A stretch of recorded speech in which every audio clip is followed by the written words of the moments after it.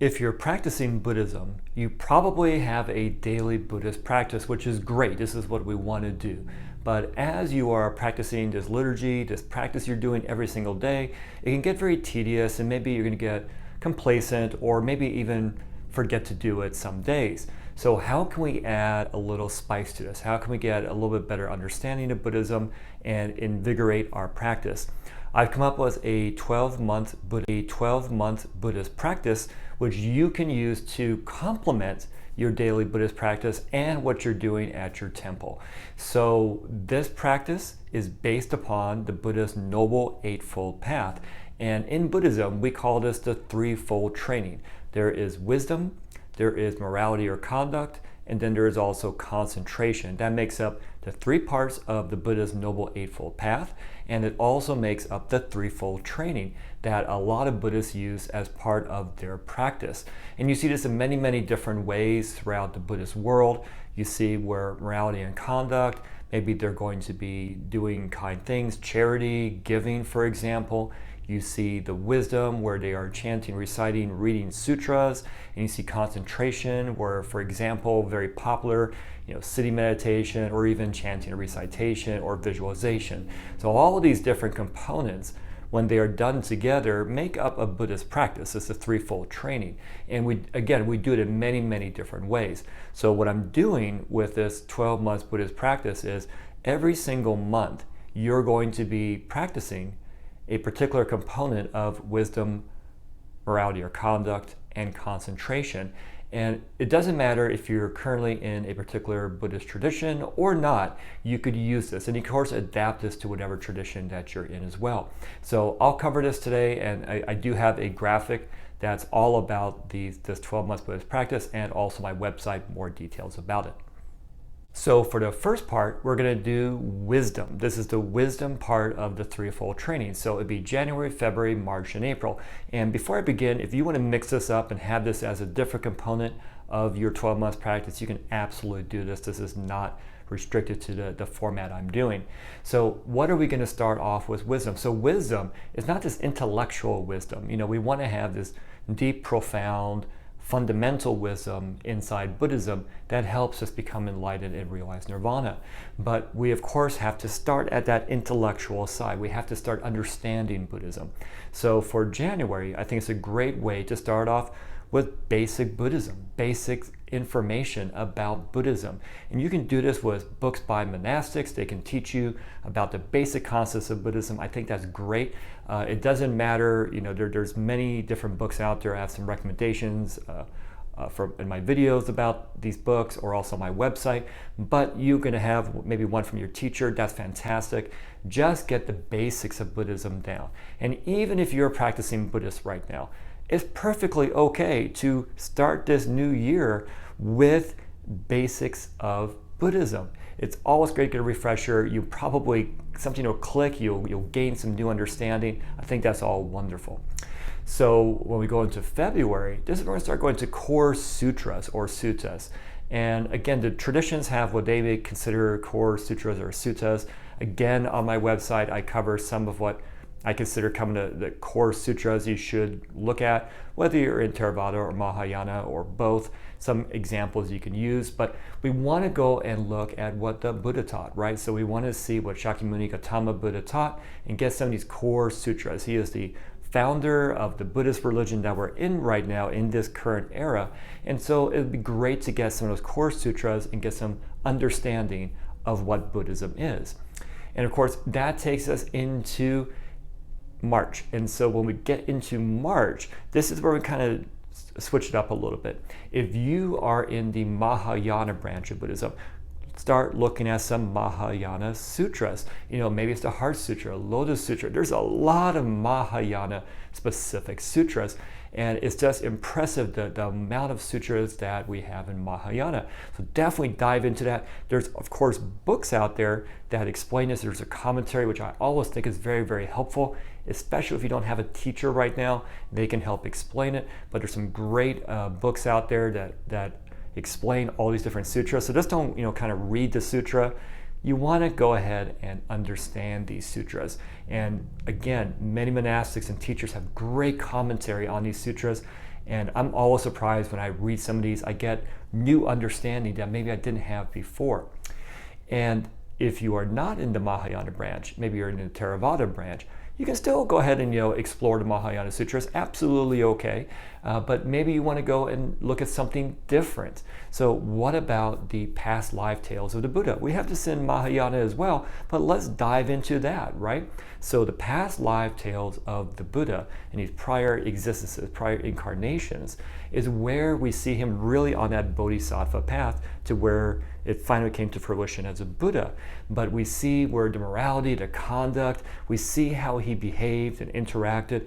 These are great stories, very, very popular in both branches of Buddhism, but I think that would be a good one to explore in March if you're not going to look at the Mahayana Sutras, or even if you are looking at the Mahayana Sutras, maybe for the next year you want to look at the past life tales of the Buddha. And that kind of finalizes up us in April for the wisdom category. So we've been reading, right? We've been reading these sutras and commentaries. Let's go ahead and listen to some monastics. We call these Dharma or Dhamma talks. And this is really important. This is traditional Buddhism. This is how Buddhism is practiced. You listen to your teacher or a teacher, right? You listen to that monastic tell you about Buddhism, tell you about the beliefs, the teachings of the Buddha and Buddhism.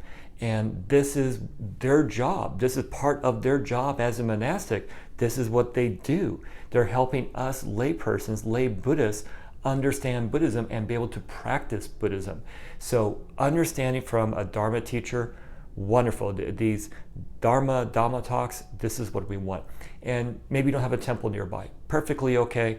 There's lots of videos online where monastics are talking.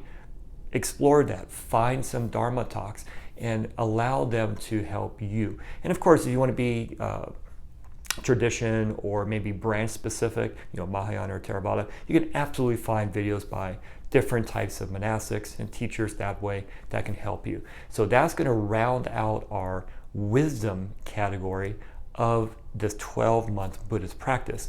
And we're really building towards the next phase, which is going to be morality and conduct. So for the next part of the year, these next couple of months, we're going into the morality or conduct portion of the threefold training. And this is a really important part because lay Buddhists around the world, this is primarily what they are practicing when they're, for example, not at a temple, or even when they're at the temple. This is part of their daily life. So we're going to look at a couple of different things here. So the first part, we're going to look at charity. So charity, we kind of go, oh, am I donating or giving money? We want to do this from the Buddhist perspective, from the Buddhist mind, right? We want to make sure we're not doing it for benefit for ourselves, but because we have this love and compassion for other sentient beings, and we want to do this. So it's not for ourselves we're doing this, or for any benefit we're getting, even though it would be very meritorious to give charity. We don't want to do it just for that. We're doing it at a place in our mind, in our heart, that's a good place. It's a Buddhist mindset in that regard. So a lot of Buddhists around the world, they will, when they go to temple, they will give to the temple, give to the monastics. And there's many different ways to do this, but that's a very traditional way. If you don't have that nearby, how can you do that? Well, maybe you can give virtually to your temple that maybe you only see a couple times because of the distance. Or maybe you can even give to a food bank in town or other types of charity. Absolutely, you can do different things like that. And then it brings us into the next month. Well, what about compassion, right? So compassion's a big one. What we're all trying to do in this morality conduct portion is reduce the three fires or three poisons of greed, anger, and ignorance or delusion. And so this is really important because we are constantly clinging and craving things, and that results in all this, unwholesome karma that we're generating, which we don't want to do. So when we're looking at compassion, do we have compassionate eyes, compassionate heart, compassionate mind, compassionate speech, thoughts, everything? Are we being compassionate? And often we're really not as everyday human beings, right? So as a Buddhist, start putting on those eyes of compassion, that cloak of compassion. We want to make sure that when we are engaging in the world, and even with ourselves, we're showing compassion. And don't worry, you're not going to always get this right, and that's perfectly okay. We understand that as lay Buddhists, we're practicing, right? but we want to try to have more compassion in what we do, and that also includes how we're thinking about things and how we're perceiving things as well. Then it brings us to loving kindness. So loving kindness, or metta, is a very popular and loved part of Buddhism. And this is where we have loving kindness, this overriding, compassion and love for other sentient beings everywhere. And this can be very hard to generate. And so you see there's a whole sutra or sutta about this. You see that there's prayers or mantras that we do for loving kindness, all to kind of help us build that loving kindness inside of us. And that can be really, as I mentioned, really hard to do. But when we start practicing loving kindness, we can start with ourselves, right? Show loving kindness to ourselves. You can start branching it off to like family, friends, family members, then to maybe people you work with, go to school with. And then you may start with people that you do like right now, right? And then you can start branching it off to people that maybe you don't like or maybe indifferent to, right? Loving kindness is not restricted just to those we like. That would be easy. But we want to start slowly and branch out as much as possible. And then that brings us finally to the 5 precepts. Now, precepts in Buddhism often may be translated or construed as rules. They are really keeping us on that path. They're almost sort of like guardrails, making sure we don't go off the road, right? So when we are practicing the precepts, we are ensuring that we're staying on this path towards enlightenment and nirvana. And this can be very, very challenging to do. There's precepts like, don't kill, don't take what's not yours, no false speech and stuff like this. And when we look at these precepts, we go, oh, okay, I can do that. But often we don't, and we kind of violate these precepts in many, many different ways, sometimes minor, sometimes major. And so when that happens, with the minor ones, we can definitely repent. And for all of these, if we're violating the precepts, which are really the core basics of precepts inside Buddhism, monastics have hundreds, but when we're following these, if we break them, we can definitely reflect upon that and repent. And I've talked about this before, but repentance is a great way to get it out. You don't want to keep it inside. You want to get it out, speak to a Buddha or Bodhisattva. You can have that statue or picture, get it out. It also makes you aware. It's making you do action to get out, hey, I'm repenting for this transgression I did against a precept, and I want to do better. I want to, now I'm making my mind realize this as well, right? That I'm fessing up to this transgression. Do I want to do this transgression again? No. So I've made myself aware of it, and so for the future that doesn't happen. So the 5 precepts are something that, even for daily practice, we're reciting all the time, but we're trying to incorporate in our life. Now, not to go too much into the 5 precepts, but if you want to just start with 1, that's okay. And for many Buddhists starting off, that's perfectly okay as well. So this part of the threefold training, the morality conduct portion, really, really crucial, but it often gets overlooked inside Buddhism. We're so focused on maybe sitting meditation, which very few Buddhists actually do. Or maybe we're focused on the intellectual, the wisdom side, right? Not the fundamental wisdom, but just the intellectual wisdom. Buddhism's like, that's okay, but you have to get to this fundamental wisdom. You just can't focus just on books. So when you get to morality or conduct, you are engaging with Buddhism in a very direct way, in a way that's happening every single day, in every single interaction, and is very meritorious as well. It's a merit-generating activity. You also see that in the other parts of Buddhist practice we do as well, like maybe chanting or reciting. But this is a great way to do that. And I think it's a core part of what we're going to do for this 12 months Buddhist practice, which is why I have it in the middle. So we can focus on that as we kind of sandwich it between the wisdom category and also the concentration category. So the last part of our 12 months Buddhist practice is going to be concentration. And a lot of people look at this part of the threefold training or part of the eightfold path as just meditation. And true, we can consider it meditative concentration, but there's a lot more going on here. So for the first part of this 4 months we have left of the year, we're going to focus on mindfulness. And a lot of times we think about secular mindfulness in our world right now. Now we're talking about Buddhist mindfulness. So we are constantly ingesting all these fires around us, all these sense objects into our sense organs. And this gives rise to different perceptions inside our consciousness, which are often wrong, and it translates us into creating unwholesome karmic actions. So with mindfulness, think about your eyes, your ears, your nose, your tongue, your taste, sense, as guardians to your consciousness. What are you going to ingest? As you're interacting with situations and things, are you able to perceive them correctly? Look at them from a Buddhist lens, a Buddhist mindset. What is that, and how am I ingesting it, and how is that creating these unwelcome, unwholesome arisings in my consciousness? And so for mindfulness as a Buddhist, this is our guardians. We're being concentrating on not letting wrong things into our mind, our consciousness, which gives rise to these wrong perceptions. So you can kind of think of like Buddhas, Arhats, Bodhisattvas as always practicing mindfulness. Just imagine a Buddha. Why was he that way? Because he was always, every single second, practicing mindfulness. For us, that's really hard as laypersons, right? But we can start making that effort.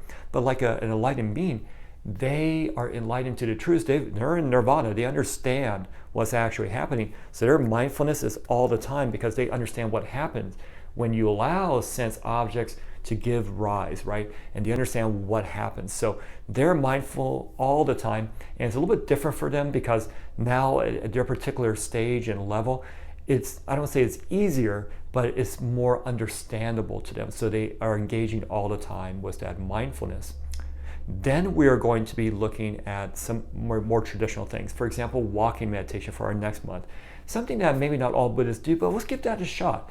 Go ahead and do mindful walking, meditative walking. And this is something doing very deliberately, slowly, and there's many videos and techniques out there to show you how to do this, but do it in a safe place. You don't want to kind of do it where you might get hurt. Maybe there's uneven steps or sidewalk or around traffic. You want to make sure you can do it safely. Maybe that's even inside your home, right? But mindful walking, meditative walking, I think is a great way for us to explore that in this month. Then we're going to go into our final 2 months. So let's start with something that probably you are aware of. Maybe going to be sitting meditation. So sitting meditation could even be on a chair, right?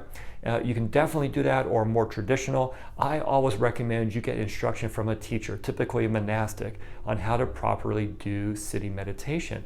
Also make sure medically you're able to do this, meaning that you don't have blood flow issues or any type of medical conditions where it could be an issue. So make sure you definitely talk to a physician before you start doing sitting meditation. But yeah, you can even do it on a chair. I see that all the time with people at temple. So that's okay to do. You're just being mindful in the way you're sitting as well, whether that's actual sitting meditation on the floor, maybe a cushion, or maybe on a chair. You can absolutely do that. And I mentioned a lot of Buddhists don't do sitting meditation, but let's explore it. We can definitely do that as part of the broader Buddhist tradition, of course, and we can explore it here. And that rounds us off into December, the last part of our 12 months Buddhist practice. Let's do some chanting or recitation, right? So we can do everything from chanting sutras, right, which is extremely popular. And for people, especially Westerners, they're going, well, why are we chanting a sutra, especially in a language I don't understand? That's okay. A lot of times it's going to be, even for a lot of these countries, they're maybe chanting certain parts in Sanskrit or maybe different languages that they don't even understand. So it's the power, it's the intention that we're doing when we're chanting. This is having an effect on us.